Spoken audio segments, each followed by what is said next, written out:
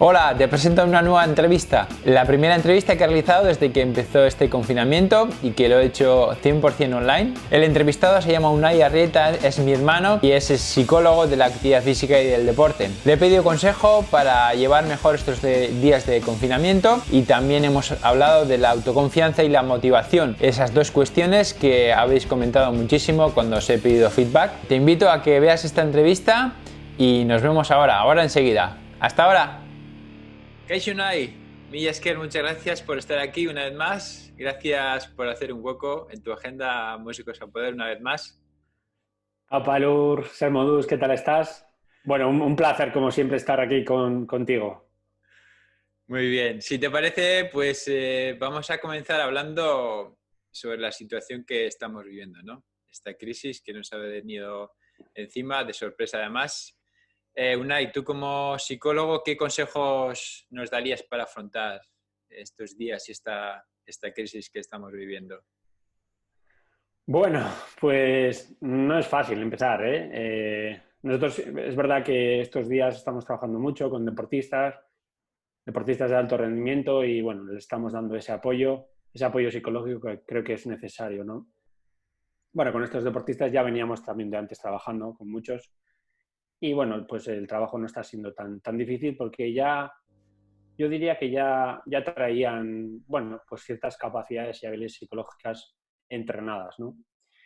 No deja de ser una adversidad más, ¿eh? Los deportistas de alto rendimiento están muy entrenados para afrontar y manejar adversidades, ¿eh? El deporte de alto rendimiento, si es algo, es adversidad. Competimos contra adversarios, ¿eh? Luego estamos muy entrenados en ese sentido para afrontar adversidades. Es verdad que es una adversidad, pues quizá algo diferente, a una situación que antes no habíamos vivido. Es una novedad. Pero nosotros, por ejemplo, en ese sentido sí que intentamos asemejar o relacionar con situaciones parecidas que los deportistas, por ejemplo, lo han vivido alguna vez, ¿eh? Todo deportista de alto rendimiento, por ejemplo, pues se ha lesionado alguna vez, ¿eh? Y en esa lesión pues ha vivido algún confinamiento, ¿no? Quiere decir que ha tenido que estar metido en casa, muchos además quizá después de una intervención quirúrgica, metidos en casa, sin poder moverse mucho. Además, esa lesión ha venido de golpe, luego esos objetivos que este deportista tenía antes, objetivos de resultado, de alcanzar ciertas metas, cierto éxito, pues de repente se vienen abajo y tiene que estar en casa unos días, quizás sin poder moverse, sin realizar su actividad diaria de entrenamiento, esa actividad que además le da mucho sentido y mucha identidad personal, ¿no? Bueno, son situaciones muy similares que un deportista de alto rendimiento los pasa pues, pues varias veces en su carrera deportiva, unas cuantas veces en su carrera deportiva, ¿no? O intentamos un poco verlo por ahí, ¿no? Y recordar esas estrategias psicológicas que utilizábamos en esas situaciones, ¿no?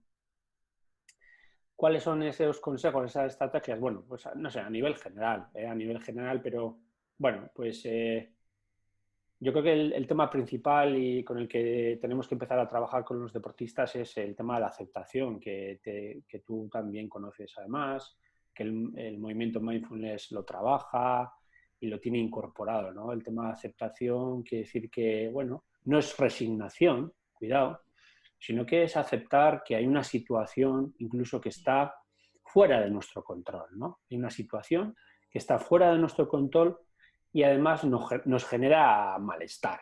No vamos a negar eso, quiere decir que esto nos tiene ahí pues con mucha incertidumbre, nos genera muchas dudas, probablemente rabia, enfado, hay emociones desagradables que aparecen y a todos en una medida o en otra, con una intensidad u otra, a todos nos ha aparecido alguna emoción de este tipo, ¿no? Luego aceptamos, identificamos la situación que vivimos, incluso aceptamos las emociones y estado emocional y sensaciones físicas que incluso esto nos genera, ¿no? Ese es el primer proceso, ¿eh? Aceptar no quiere decir resignarnos. Nosotros vamos más allá, decir, bueno, aceptamos esto, pero no nos paramos, ¿eh? Lo que sí podemos elegir, no podemos cambiar la situación, pero sí podemos elegir es la manera en la que afrontamos. Y aquí es donde nosotros entrenamos mucho esto con ellos, ¿no? Intentamos afrontar de la mejor manera posible esta situación, centrándonos en cosas que sí podemos elegir, sí podemos hacer, perdón. ¿eh? Lo que podemos hacer, lo que yo puedo hacer es lo que puedo hacer aquí y ahora. Esto es, ¿qué puedo hacer yo aquí y ahora en esta situación? ¿Cómo puedo organizar mi tiempo? ¿A qué actividades y qué tareas puedo dedicarle mi tiempo? ¿Qué nuevos objetivos me puedo establecer? Ahí existe también una de las claves. Igual que en situaciones de lesiones, los objetivos los readaptamos. Antes teníamos quizá objetivos de resultado, de objetivos de competiciones. Ahora tenemos que readaptar esos objetivos a otros objetivos. Quizá objetivos más centrados en el rendimiento, en la actuación, pero objetivos quizá de mantenimiento y mejora de la preparación física, mantenimiento y mejora de aspectos técnicos y tácticos. Bueno, ahí entra también un poco la creatividad, cómo podemos entrenar en casa con menos materiales, con menos recursos. Fortalecimiento del aspecto psicológico y mental, que es una gran oportunidad para eso, para entrenar esos aspectos. Luego, intentamos de alguna forma reestructurar, readaptar esos objetivos, que es fundamental. No nos quedamos anclados quejándonos y no nos quedamos anclados ahí lamentándonos, joder, lo que nos está pasando, sino que nos centramos en cosas que podemos hacer, restablecemos nuestros objetivos, nos marcamos pequeños objetivos para que empecemos el día con mucho interés, con mucho ánimo, con mucha motivación, para que el día tenga sentido realmente. Y ahí intentamos construir esas rutinas que tanto se está hablando, ¿no? La importancia de las rutinas. Es decir, bueno, a qué hora te vas a levantar, qué vas a hacer, a qué te vas a dedicar, ¿vale? Estar a lo que controlamos realmente, ¿no? Enfocar nuestra mente y nuestro tiempo a lo que podemos hacer, ¿no? Y una de las técnicas psicológicas que más estamos empleando en este momento con los deportistas también es la visualización o la práctica imaginada. En estos casos, igual que en las situaciones de lesiones, vienen muy bien. Vienen muy bien porque para que los deportistas, de alguna forma, no pierdan ese contacto y esa conexión con su deporte, con las acciones deportivas, con las acciones que realizan en la cancha, ¿no? Viene muy bien en estas situaciones esta técnica. Siempre y cuando pues, antes hayamos entrenado y hayamos incorporado a nuestro mindset o nuestra herramienta de trabajo, digamos, esta técnica, ¿no? Quizá ahora empezar con una técnica nueva, con una estrategia nueva, no sea una idea muy interesante porque es una situación, digamos, de alarma, de una situación nueva. Ante situaciones nuevas, pues hay que intentar hacer eso que ya conocemos, eso que ya dominamos, ¿no? Unai, comentabas la importancia de la rutina, comentabas la importancia de planificar estos días, pero quizá podemos caer en el error de sobreplanificar nuestro día, ¿no? Ya hablábamos sobre ese vídeo que yo creo que se convertirá en viral si ya no se ha hecho, ese vídeo de Óscar Terol, donde, bueno, con mucho humor, pues ponía en primer plano también un problema que puede surgir de esta sobreplanificación, ¿no? Sí, de la sobreactividad, ¿no? Que estemos todo el día y a todas horas haciendo cosas, haciendo cosas y haciendo cosas, ¿no? Sí, es un vídeo curioso que luego, pues eso, te animo que lo compartas y si no, ya lo he compartido también yo por las redes, ¿no? Que pone, bueno, hace un poco unas risas, ¿no? De esa situación quizá en el que hemos entrado, ¿no? Decir, bueno, voy a hacer cosas, ¿no? Ponernos a hacer cosas constantemente en nuestro día a día, ¿no? Puede tener ese riesgo, ¿eh? Nosotros, cuando animamos a la gente a que programe su tiempo, organice su tiempo, no pretendemos que lo haga de manera obsesiva, sino que lo haga de manera, bueno, meditada, pensada, ¿eh? Que invierta su tiempo y su atención sobre todo en aquellas actividades que son significativas para la persona, ¿eh? Actividades que le dan sentido a su vida, actividades con las que disfruta, actividades gratificantes, actividades donde realmente se siente competente y capaz, ¿vale? No es cualquier actividad. Ahora me pongo a hacer actividades, me pongo a hacer cualquier actividad y el objetivo es hacer. No es ese el objetivo, sino que es hacer aquellas cosas que tienen sentido, que son gratificantes, donde me siento competente, ¿no? Porque es una forma de ocupar nuestro tiempo y nuestra atención, ¿eh? Es una estrategia el que antes estábamos hablando tú y yo, ¿no? Hay algún estudio por ahí súper interesante, ¿no? Y si quieres lo comentamos, ¿no? Sí, sí, lo comentamos. Que antes lo hemos comentado, ¿no? Un estudio que se hizo en Harvard y que, bueno, se les metía a varios estudiantes, a unos cuantos estudiantes se les metió en una sala donde no tenían nada en la sala, ¿no? Entre 5 y 15 minutos se les metió en una sala donde no tenían ninguna distracción, donde no podían realizar ninguna actividad distractiva, ¿no? Simplemente en la sala existía un aparato que daba descargas eléctricas, ¿no? Y muchas de las personas que estuvieron en la sala, como mucho 15 minutos, ante esa situación de no saber qué hacer, con ese tiempo que tenían y a qué centrar su atención, se dedicaban a darse descargas eléctricas a ellos mismos, ¿no? Y bueno, es un estudio que bueno, que llama la atención. A mí me ha llamado mucho la atención. También me ha generado cierta, me ha parecido divertido, pero al mismo tiempo te da mucho que pensar, ¿no? A veces tenemos problemas, las personas tenemos dificultades si no decidimos qué hacer con el tiempo y la atención que tenemos.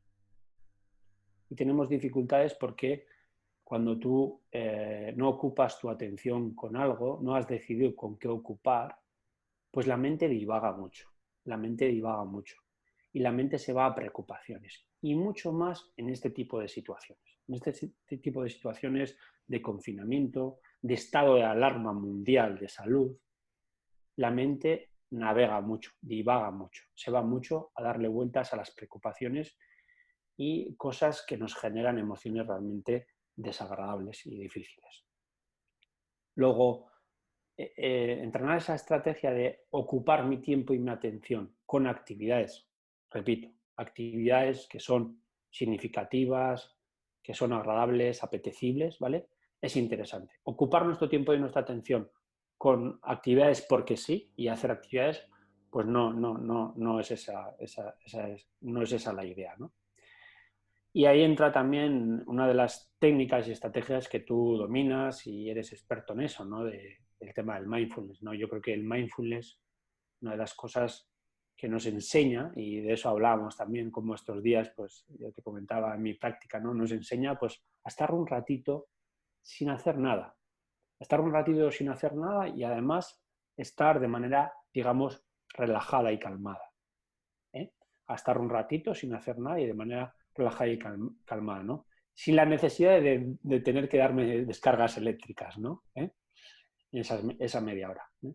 Pero es una capacidad, yo creo que psicológica, el mindfulness, que necesita eso, necesita práctica, necesita entrenamiento, ¿no? Y muchas veces nosotros con gente, pues bueno, también recomendamos esta otra estrategia que hemos dicho, ¿no? Ocupar tu tiempo con tareas y actividades que sean relevantes y sean gratificantes, ¿no? Muy bien, Unai. Muy interesante todo lo que comentas y gracias por esos consejos. Un poco dejando de lado esta crisis y retomando aquella entrevista que hicimos ya hace unos meses en los inicios de Músicos al Poder, pues en este caso, si te parece, pues me gustaría dar a esta entrevista un enfoque más teórico para entender cómo influye nuestra mente en el rendimiento, ¿no? Y digamos que, si no me equivoco, y si eso me corriges, son 5 los factores mentales que influyen en el rendimiento, ¿no? La motivación, la autoconfianza, el estrés, la activación y la activación-concentración, digamos, ¿no? Uh-huh. Sí, nosotros en la psicología del alto rendimiento, bueno, pues utilizamos un poco ese esquema, ¿no?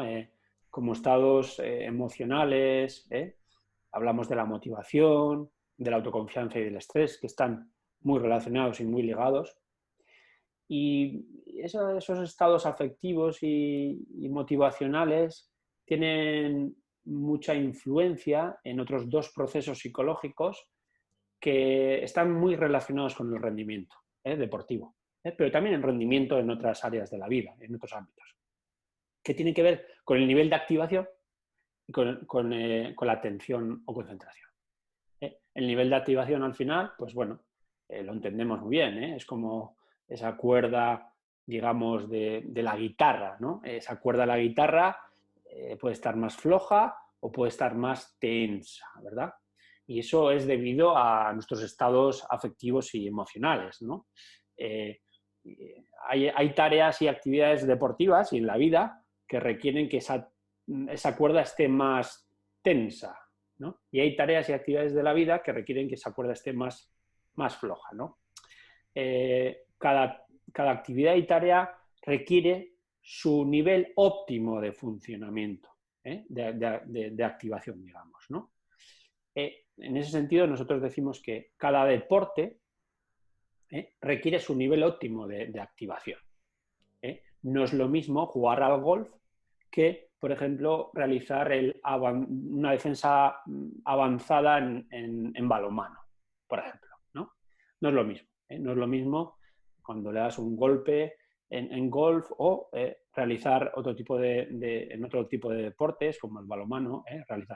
El balonmano necesita una activación mucho más alta que, por ejemplo, en el golf.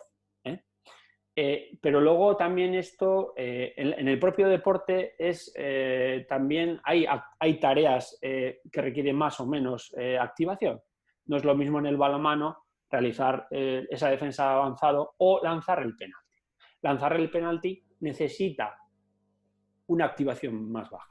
Aquellas tareas que requieren precisión necesitan un nivel de activación más bajo. Y este nivel de activación también es muy personal y muy subjetivo. Hay personas que funcionan con un nivel de activación un poquito más alto y hay otras personas que funcionan mejor a un nivel de activación más bajo. Por eso es una zona de nivel de activación óptimo para cada persona, para cada deporte, tarea, pero también para cada persona. Claro, este proceso de activación influye mucho en la atención. Cuanto más sobreactivados estemos, nuestra capacidad atencional se estrecha, ¿vale? Y es más dispersa. Nuestro nivel de activación, cuando sube, el foco atencional, digamos, se estrecha. Si hay una sobreactivación, ese foco atencional, aparte de estrecharse, es más móvil, nos cuesta enfocar. Y si es una sobreactivación, en el sentido que no lo controlamos, a veces incluso se vuelve interna. Nos lo enfocamos hacia adentro y empezamos a darle vueltas a la cabeza, lo enfocamos hacia nuestros pensamientos, con esa sobreactivación. En situaciones, por ejemplo, de estrés y de ansiedad. Ese foco de atención se vuelve estrecho, irregular y además interno. Empezamos a darle muchas vueltas a la cabeza. Y si estoy dándole vueltas a la cabeza, no veo el balón. ¿Vale? En vuestro caso, si estáis dándole vueltas a la cabeza, pues no veo al director de orquesta, por ejemplo, o no veo lo que tengo que tocar, ¿no? Pero pasa lo mismo con un nivel de activación bajo, ¿no? Cuando tenemos un nivel de activación muy bajo, nuestra atención es muy amplio y no enfocamos realmente a lo que tenemos que enfocar, ¿no? Cuando yo, por ejemplo, después de comer, estoy en el sofá y me tiro en el sofá, que mi nivel de activación baja muchísimo,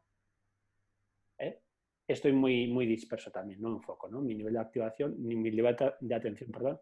es muy amplio y no enfoco.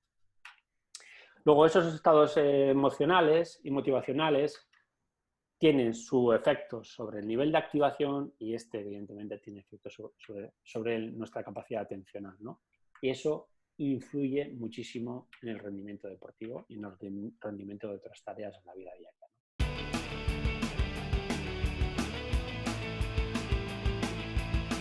Si te ha gustado este vídeo, puedes hacer 3 cosas. 1. Suscríbete a nuestro canal de YouTube. 2. Compártelo con tus amigos y compañeros en redes sociales. Y 3. Visita musicosalpoder.com/regalo y accede a todos los contenidos gratuitos de Músicos al Poder.